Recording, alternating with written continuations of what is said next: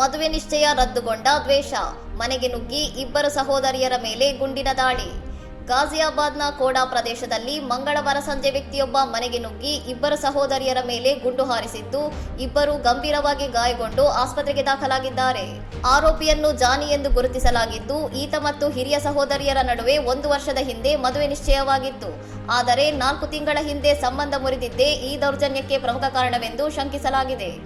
ಘಟನೆಗೂ ಮುನ್ನ ಆರೋಪಿ ಸುಮಾರು ಅರ್ಧ ಗಂಟೆಗೂ ಹೆಚ್ಚು ಕಾಲ ಆ ಪ್ರದೇಶದಲ್ಲಿ ಸುತ್ತಾಡಿದ್ದು, ಸಹೋದರಿಯರು ಕೋಣೆಗೆ ಬೀಗ ಹಾಕಿಕೊಂಡಿದ್ದರೂ ಕಿಟಕಿ ಒಡೆದು ಒಳನುಗ್ಗಿ ಗುಂಡಿನ ದಾಳಿ ನಡೆಸಿದ್ದಾನೆ.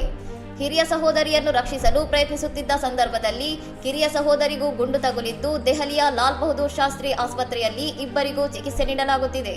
आज दिनांक 16 जून को थाना क्षेत्र खोड़ा में एक युवक के द्वारा एक युवती पर फायरिंग करने के प्रकरण के संदर्भ में ये अवगत कराना है कि आरोपी युवक जॉनी पुत्र प्रेमचंद्र को थाना खोड़ा की पुलिस टीम के द्वारा गिरफ्तार कर लिया गया है. ಗುಂಡಿನ ದಾಳಿಯ ಬಳಿಕ ಆರೋಪಿ ಸ್ಥಳದಿಂದ ಪರಾರಿಯಾಗಿದ್ದು, ಆತನನ್ನು ಬಂಧಿಸಲು ಗಾಜಿಯಾಬಾದ್ ಪೊಲೀಸರು ವಿಶೇಷ ತಂಡಗಳನ್ನು ರಚಿಸಿ ಶೋಧ ಕಾರ್ಯಾಚರಣೆ ತೀವ್ರಗೊಳಿಸಿದ್ದಾರೆ.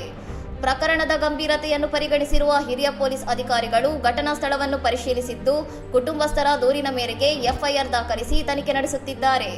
ಇನ್ನಷ್ಟು ಸುದ್ದಿಗಳಿಗಾಗಿ ನೋಡ್ತಾ ಇರಿ ಸೌರಂ ಟಿವಿ.